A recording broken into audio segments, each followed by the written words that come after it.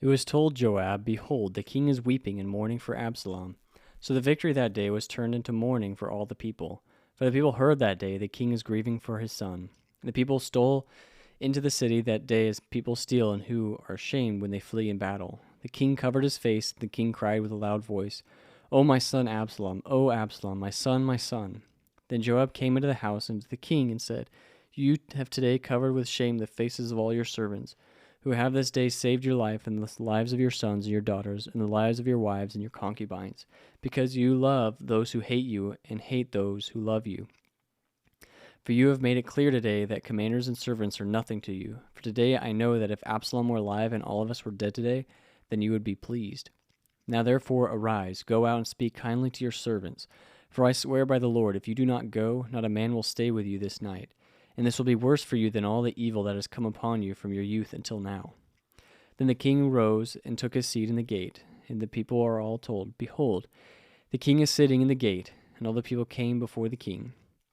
Now Israel had fled, every man to his own home. And all the people were arguing throughout all the tribes of Israel, saying, "The king delivered us from the hand of our enemies and saved us from the hand of the Philistines, and now he has fled out of the land from Absalom.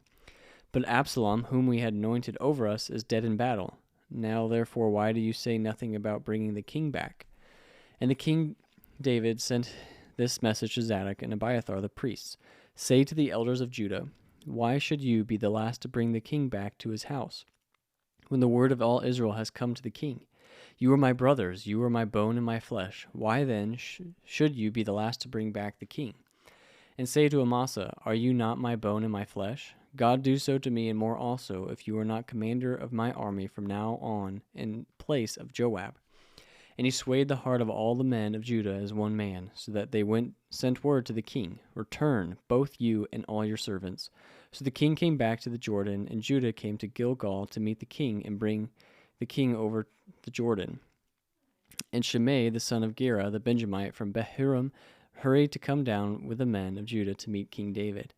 And with him were 1,000 men from Benjamin. And Ziba, the servant of the house of Saul, with his 15 sons and with his 20 servants, rushed down to the Jordan before the king.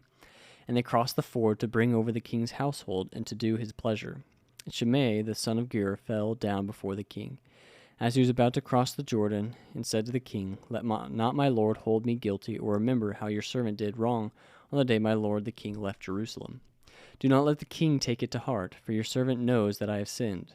Therefore, behold, I have come this day, the first of all the house of Joseph, to come down to meet my lord the king." Abishai the son of Zeruiah answered, "Shall not Shimei be put to death for this, because he cursed the Lord anointed?" But David said, "What have I done? What I have to do with you, you sons of Zeruiah, that you should say this day to be as an adversary to me? Shall anyone be put to death in Israel this day? For do I not know that I am this king, the day the king over Israel?" And the king said to Shimei, "You shall not die." And the king gave him his oath. And Mephibosheth, the son of Saul, came down to meet the king. He had neither taken care of his feet, nor trimmed his beard, nor washed his clothes from the day the king departed until the day he came back in safety.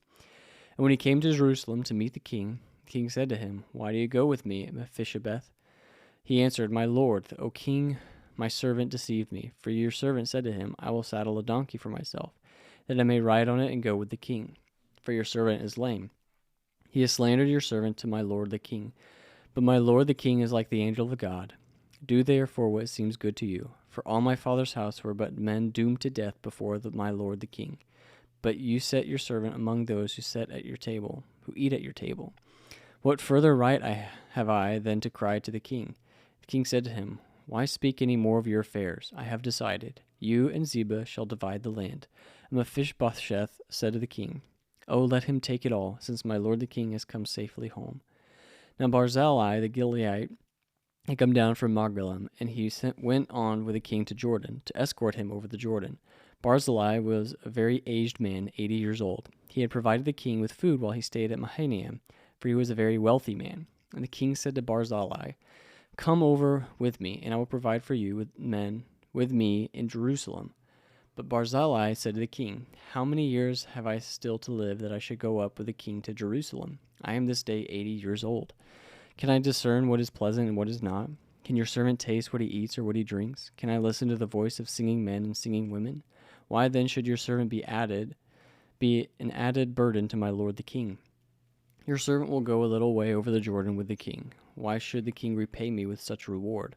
Please let your servant return, that I may die in my own city near the grave of my father and my mother. But here is your servant Chimham. Let him go over with my lord the king, and do for him whatever seems good to you. And the king answered, Chimham shall go over with me, and I will do for him whatever seems good to you, and all that you desire for me I will do for you. Then all the people went over to the Jordan, and the king went over. And the king kissed Barzillai and blessed him, and he returned to his home. The king went on to Gilgal, and Chimham went on with him. All the people of Judah and also half the people of Israel brought the king on his way. Then all the men of Israel came to the king and said to the king, Why have our brothers, the men of Judah, stolen you away and brought the king and his household over the Jordan, and all David's men with him? And all the men of Judah answered the men of Israel, Because the king is our close relative. Why then are you angry over this matter? Have we eaten at all at the king's expense, or has he given us any gift? And the men of Israel answered the men of Judah, We have 10 shares in the king, and in David also we have more than you. Why then did you despise us?